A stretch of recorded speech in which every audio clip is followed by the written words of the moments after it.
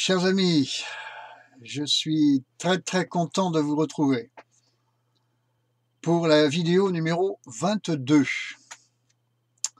Après les précédentes, où dans la numéro 20, je vous ai parlé de l'ânesse et de l'ânon, et dans la 21 de ces deux témoins, je vais essayer, si possible, d'aller encore plus loin. Et cette fois-ci, pour vous parler d'un homme qui me fascine beaucoup, depuis bien longtemps, pour lequel je lis, relis et médite son livre, parce qu'il me paraît être un homme vraiment pour notre temps. Il s'agit de Daniel. Il s'agit de Daniel. Je vais consacrer, je pense, plus d'une vidéo à propos de Daniel, deux sans doute. La première, c'est pour parler du personnage. La deuxième, probablement la suivante, la numéro 23, ce sera pour parler du message, de son message prophétique, de son activité, comment ça s'est passé. Ça me paraît très intéressant, la manière dont le Seigneur l'a éduqué prophétiquement, et le contenu, surtout aussi, des prophéties. Nous verrons comment Dieu travaille. Il a une méthode. Mais pour le moment, je vous propose que l'on fasse une plongée, une focale, sur ce qu'a été le personnage de Daniel. Très intéressant aussi. Décalé par rapport à notre temps, je veux dire décalé par rapport à la grande majorité des chrétiens de notre temps dans leur comportement, décalé. Alors, je commencerai par vous dire que le nom de Daniel signifie « Dieu est mon juge ». Ce qui nous invite à penser, ce qui m'invite à penser que Daniel, semble-t-il, n'était pas sensible à ce qu'on pouvait dire de lui, mais seulement à ce que le Seigneur disait et pensait de lui. Voilà. Encore une fois, on retrouve une affaire soit d'horizontalité, soit de verticalité. On en a beaucoup parlé, n'est-ce pas? Être assis dans les lieux célestes en Jésus-Christ, faire attention à ce qu'il dit ou écouter trop ce que dit la terre. Différence aussi entre la démarche philadelphique et celle qui est laodicéenne. Voilà. Alors, comme vous le voyez à la lecture du livre de Daniel, voyons que tout le peuple d'Israël, et lui avec, est emmené captif à Babylone. Cette histoire commence en l'an 606, d'après les données qui nous sont données dans nos Bibles avant Jésus-Christ, l'an 606. Au chapitre 1 et au verset 4, on retrouve Daniel au service du roi dans son palais, à Babylone. Au verset 5, on voit qu'il va avoir 3 années de formation pour cela.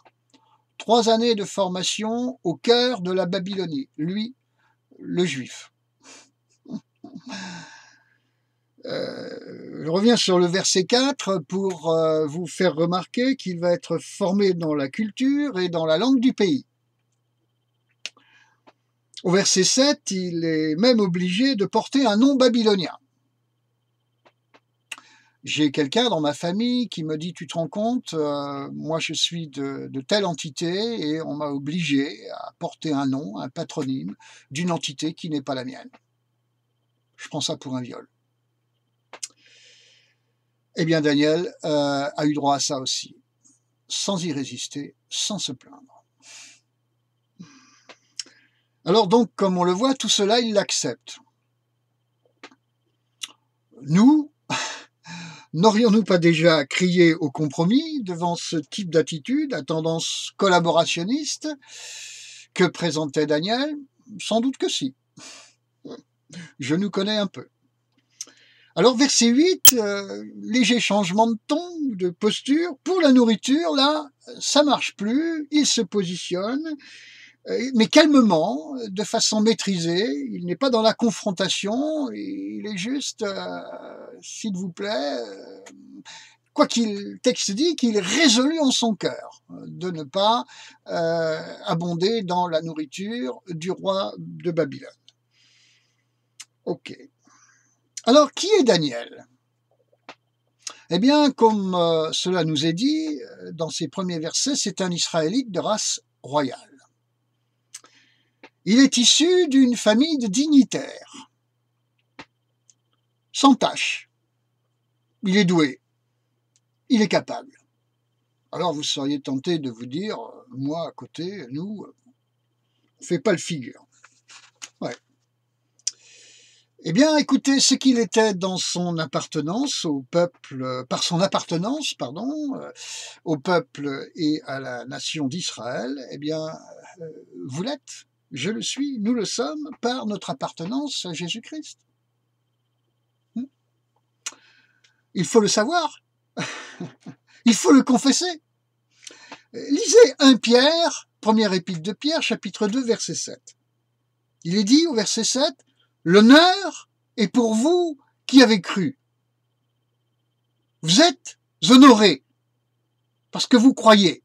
Dieu vous honore. » Au verset 9, il est dit, « Vous, moi, vous êtes une race élue.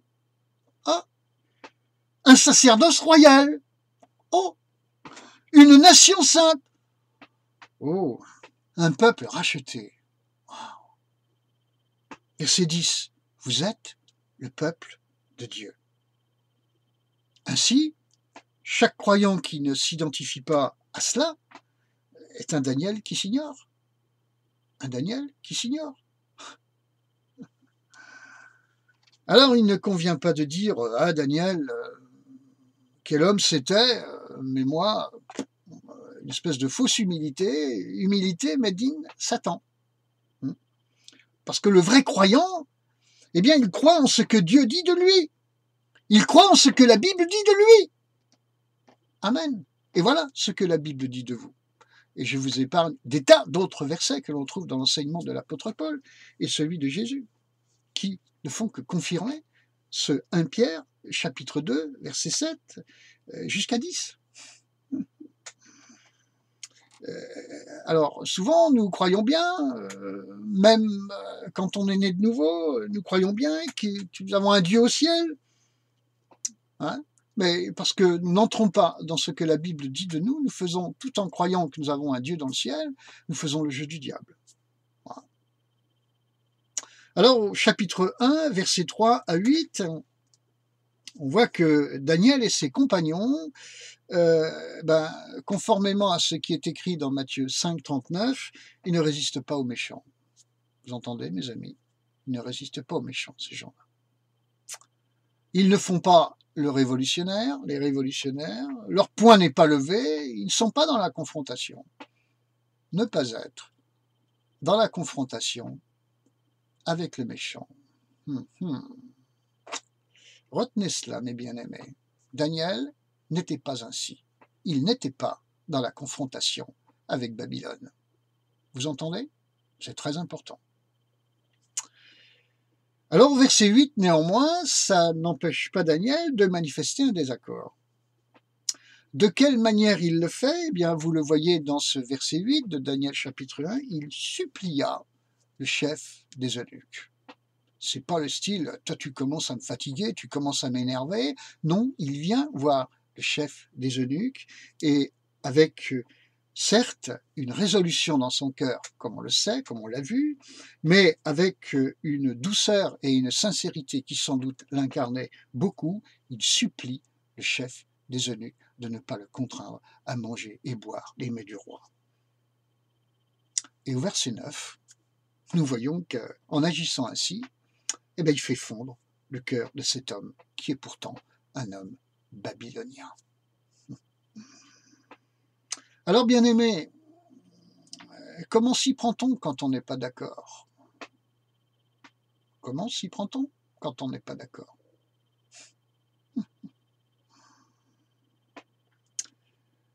Au verset 12, nous voyons que Daniel fait un pas de foi. Et au verset 17, nous voyons que Dieu va le récompenser Et de quelle manière? Eh bien, en multipliant le potentiel de son intelligence et en lui donnant une puissante onction prophétique. Donc, non-confrontation et foi, voilà le type de résultat que ça donne. Renouvellement de l'intelligence, Romains 12, versets 1, 2, 3, et une puissante onction prophétique. Amen. Le renouvellement de l'intelligence et la puissante onction prophétique ne sont pas des mets tellement consommés aujourd'hui dans l'Église du Seigneur. Non. Qu'il y ait des gens courageux, qu'il y ait des gens qui prennent position, même des gens prêts à donner leur vie, des pasteurs courageux, oui, ça existe. Qu'ils soient majoritaires, on peut en discuter indéfiniment, mais des gens qui sont visionnaires, qui ont des yeux et qui ont des oreilles, qui savent anticiper, qui ne sont pas sots, ça n'existe pas beaucoup. Pour la France en tout cas. Mais je crois aussi, non seulement pour la France, mais dans d'autres pays. Tenez par exemple, je crois volontiers que l'Amérique est dans une démarche prophétique qui est biaisée. L'Afrique, en Côte d'Ivoire, l'a été. Et peut-être l'est encore. Voilà des exemples qui nous montrent qu'il faut faire attention. Ce qui ne signifie pas qu'il ne faut pas développer des oreilles et une onction prophétique, frères et sœurs. Alors, nous voyons, pour en revenir à Daniel, que cette intelligence développée, renouvelée, cette puissante onction prophétique, cette bénédiction que Dieu lui donne, ne le quittera plus jamais. Amen. Amen. C'est important de le dire parce que Daniel va quand même vivre environ 60 à 70 ans sous le joug babylonien. Et quand celui-ci aura disparu, on le retrouve encore, on le voit dans Daniel chapitre 9, verset 1, en l'année 521, la première du roi Darius de l'empire des Mèdes et des Perses. Donc, l'ami Daniel a vécu probablement centenaire. Ça conserve d'agir comme Daniel l'a fait. Ça conserve, mes amis. Dans le cas contraire, Alors, frères et sœurs, quelles sont les bases d'une intelligence renouvelée et d'une véritable onction prophétique? Eh bien, la réponse, je crois, est dans Daniel chapitre 6, verset 11. C'est-à-dire Daniel chapitre 6, verset 11.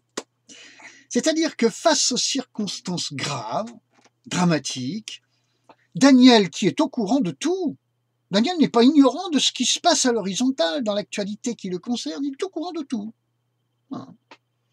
Mais face à tout cela, eh bien, premièrement, il monte dans sa chambre haute. Il a sa chambre haute. Avons-nous la nôtre? Et quand je parle de chambre haute, je parle d'être assis dans les lieux célestes en Jésus-Christ. Chambre haute. Là-haut. Deuxièmement, il prie en étant tourné vers Jérusalem. C'est-à-dire qu'il ne quitte pas dans sa vision, il ne quitte pas des yeux l'intention, la volonté de Dieu concernant Jérusalem, qui en finalité va se trouver au centre de la terre, tout comme la Jérusalem céleste est au centre des cieux, si je puis dire. Donc quand on est dans une communion avec Dieu, assis dans les lieux célestes, c'est pour avoir et garder cette Jérusalem d'en bas au centre de ce qui se passe sur la terre, au centre de la volonté de Dieu quant à cette terre. Si ce n'est pas ainsi que vous menez un combat spirituel, c'est biaisé. Donc il est tourné vers Jérusalem et il bénit Jérusalem et il aime cette ville. Amen. Troisième point, il le fait 3 fois par jour. C'est-à-dire que cette vision, cette attitude, elle n'est pas juste de temps en temps, c'est du régulier. Quatrième point, il est à genoux. C'est-à-dire que c'est humblement qu'il le fait. Humblement. C'est-à-dire que ce n'est pas en pestiférant Babylone et nos ennemis, du tout, c'est humblement, sans prétention, et devant le Seigneur. Cinquièmement, il rendait un culte à Dieu. C'est-à-dire qu'il n'est pas tourné vers ce qui se passe en bas, il n'est pas tourné pour faire une fixation sur Babylone quant à ce qu'elle fait, il est tourné vers le Seigneur. Sixièmement, c'est comme d'habitude, il a l'habitude de faire ça. C'est-à-dire que les circonstances changent, elles s'aggravent même, mais lui, il reste le même, imperturbable, tourné vers le Seigneur. Il n'y a pas grand monde à faire ça, mes amis. Pas grand monde. Les fausses guerres et les faux combats, là, il y a du monde qui abonde dedans. Mais la posture et l'attitude de Daniel, il n'y a pas grand monde. Alors, conclusion. Eh bien, écoutez, une conclusion que je tire de la posture intrinsèque de Daniel, c'est que vos problèmes, ce n'est pas votre problème, c'est le problème du Seigneur. C'est ainsi que vivait Daniel. C'est sans doute pour ça qu'il a vécu centenaire, entre autres. Oui, parce qu'on voit bien que dans Daniel chapitre 1, verset 21, eh bien, de 606 à 539, il était là, dans les événements qui concernaient cette puissance babylonienne qui étouffait tout le monde, et en particulier le peuple juif. Voilà. Tout comme aujourd'hui, on peut ressentir un certain étouffement avec la Babylone dans laquelle on se trouve.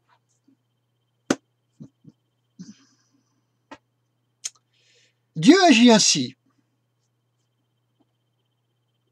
Ou plutôt, excusez-moi, Daniel agit ainsi, sous l'onction du Seigneur, c'est-à-dire sans jamais se plaindre, ni critiquer Babylone, ni critiquer son roi.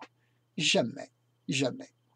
En 67 ans environ, de joug subi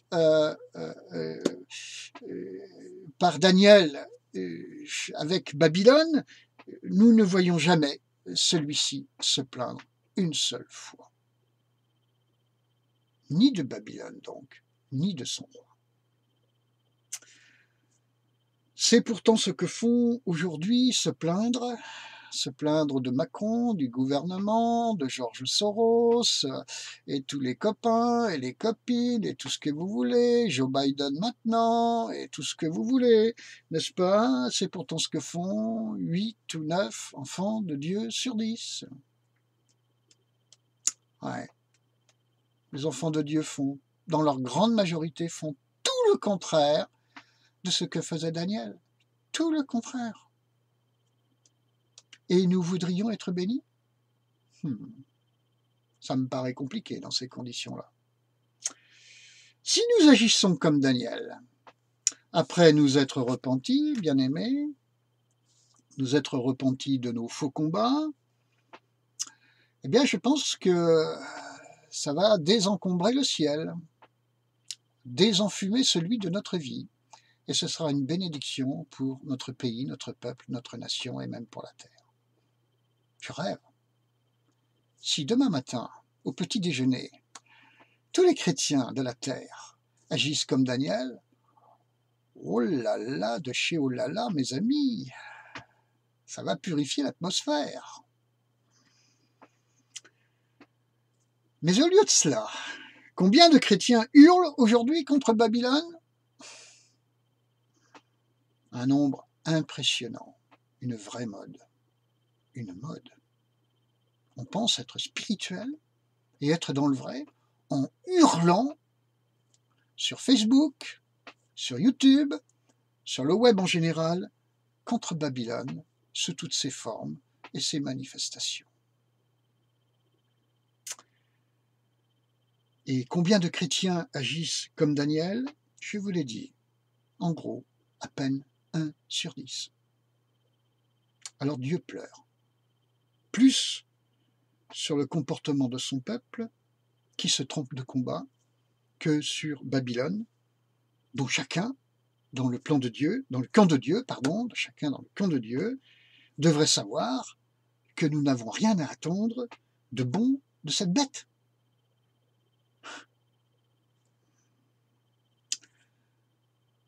Toutefois, frères et sœurs, toutefois, au chapitre 2 et au verset 14, en agissant comme Daniel, Dieu vous donnera des Babyloniens comme Arioch. Arioch, ça vous dit quelque chose, cet homme? Si vous vous trompez de combat, vous n'aurez bien souvent que des ennuis. Mais si vous êtes comme Daniel, alors Dieu mettra, comme pour lui, sur votre chemin, des Arioch. Arioch. A-R-Y-O-K. Arioch. Même s'ils sont babyloniens. Alors, qui était ce Arioch? Eh bien, le chef des gardes. Donc, certainement pas tout à fait un tendre. D'autant que la signification de son nom signifie lion puissant. Donc, pas gentil douminet. Pas miaou miaou. Non, non. Chapitre 2 de Daniel, versets 24-25, bien que Arioch soit un lion puissant, le chef des gardes, ben il va quand même, et même sans quand même, coopérer avec Daniel. Bien-aimés, nous sommes au milieu de cette Babylonie ambiante. Mais si vous agissez comme Daniel, la promesse de Dieu, c'est que le Seigneur, notre Dieu, vous donnera des Arioch. Gens redoutables en apparence peut-être, des lions puissants, mais le Seigneur les fera coopérer avec vous. La bénédiction de Daniel, elle est pour vous. Nous l'avons déjà vu. 1 Pierre chapitre 2. Et nous sommes dans une alliance meilleure, bien-aimés, que celle dans laquelle Daniel se trouvait. Alors, je vous dirai encore à nouveau, toutefois, Daniel chapitre 4, verset 24. Bien que Daniel n'a jamais prononcé une seule parole de critique envers Babylone et son roi, et justement, parce qu'il a agi ainsi, eh bien Dieu va lui donner l'occasion de dire la vérité à ce roi. Daniel, chapitre 4, verset 24. Daniel dit au roi, qui quelque part lui a tendu la perche, et c'est là toute la différence. Daniel dit au roi, mets un terme à tes péchés, ô roi. Mets un terme à tes fautes. Sois compatissant envers les malheureux, et puis tu seras tranquille. Et il dit tout ça. Mets un terme à tes péchés, à tes fautes. Deviens compatissant, ce que jusqu'à présent, hein, et tu vas pouvoir vivre tranquille. Qui n'est pas intéressé par une vie tranquille? Ah, mais il y a des règles. À cela, bien aimé, il y a des règles. Alors, quand Daniel dit ça au roi, ben, c'était le bon moment. On ne sait pas toujours attendre le bon moment. On sait même rarement le faire. On fait une descente en piqué sur Matthieu 18, 15 à 18. Si ton frère a péché, va, reprends-le. On ne se demande pas si c'est le bon moment pour le faire. On le voit faire. On y va tout de suite. C'est une culture, ça, dans nos églises. Ça nous fait de ces ambiances d'église. De la chantilly, mes amis. Ouais. Ça en fait fuir beaucoup, en réalité. Et après, on dit, oh là là, jamais la vie chrétienne sans église. Restez pas tout seul chez vous. Ouais. Ouais. Il y a des choses à respecter dans les églises. Alors, c'était le bon moment pour Daniel. Lui, il a su vraiment se laisser conduire réellement par le Saint-Esprit et non pas par notre petit Saint-Esprit à nous, n'est-ce pas? Et c'était aussi la bonne parole. Alors nous voyons, 3 versets plus loin, Daniel chapitre 4, verset 27, que néanmoins le roi n'écouta pas Daniel sur le moment. Mais verset 31, quelque temps plus tard, il en est quand même venu à confesser le Seigneur. Si vous ne voyez pas de résultat immédiat à votre œuvre, bien que vous étiez conduit par le Saint-Esprit, je vais vous dire, frères et sœurs, 1 Corinthiens 13, 4, l'amour est patient. Attendez, un moment ça va venir. Amen. Alors, en conclusion de tout cela, mes amis, voici donc comment le résultat obtenu par Daniel, voici le résultat obtenu par Daniel, pardon. Dieu veut que ses enfants lui ressemblent. Aujourd'hui, le problème des enfants de Dieu, c'est qu'ils ne sont pas assis dans les lieux célestes, en Jésus-Christ. Éphésiens chapitre 2, verset 6. Ça, c'est vraiment le problème des enfants de Dieu. Ils ne sont pas assis dans les lieux célestes, en Jésus-Christ. Ils sont assis sur la terre. Ils sont ivres de la lecture de l'actualité et faméliques quant à celle de la parole de Dieu, interprétée par le seul Saint-Esprit, et vous allez pouvoir interpréter la parole de Dieu par le Saint-Esprit quand vous vous positionnez dans les lieux célestes en Jésus-Christ, assis là-haut, et non pas à ramper dans la boue de la terre, frères et sœurs. La plupart du temps, nous les chrétiens, nous faisons plus attention à l'actualité qu'à ce que dit la Bible. Alors quand on agit ainsi, on crie, on s'énerve, on se révolte, on insulte Babylone. On pense même qu'un choix de vote, c'est la solution. On pétitionne, on s'agite, au lieu d'agir comme Daniel. Et même bientôt, on va prendre les armes et on va se comporter comme les croisés d'autrefois, je l'ai déjà dit. En tout cas, moi, je ne veux pas faire ça. Je me bats contre ça. Et je crois bien que je vais le faire jusqu'à la fin de mes jours. À l'arrivée, mes amis, de cette petite vidéo, en conclusion, on voit que Daniel, il a triomphé à Babylone. Est-ce que vous triomphez au milieu de Babylone?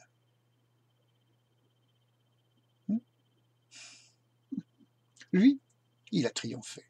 Comment a-t-il triomphé? Qu'est-ce qui fait dire qu'il a triomphé? Mais Nebuchadnezzar s'est converti, mes amis. Et si vous faites les comptes dans le livre de Daniel, il a connu 4 rois, qu'il a dû vivre vieux, Daniel. À mon avis, il a tapé le centenaire. Et bien sûr, 4 rois qu'il a connus, il y en a 3 qui ont confessé que le Seigneur du peuple hébreu, c'était le Dieu des dieux. C'était le Dieu seul. C'était le vrai Dieu. Ils l'ont confessé. 3 sur 4.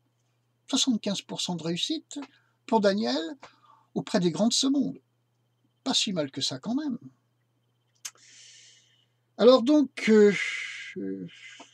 vous croyez à ce combat que Daniel a mené et vous vous y convertissez, ou vous arrachez le livre de Daniel de vos Bibles.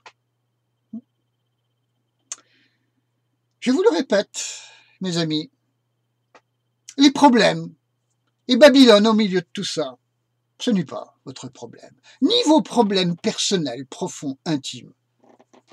Ces problèmes-là, qui vous concernent, mais justement, ça concerne plus le Seigneur que vous-même. Vos problèmes, je vous le répète, ce n'est pas votre problème. C'est le problème du Seigneur. Vous entendez?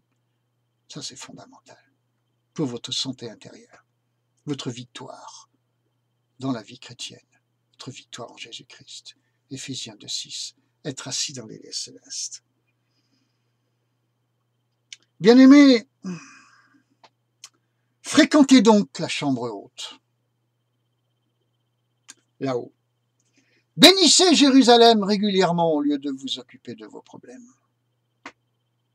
Et paisiblement. Et Dieu fera le reste.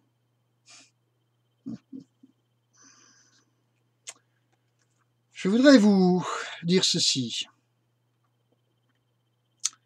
en conclusion.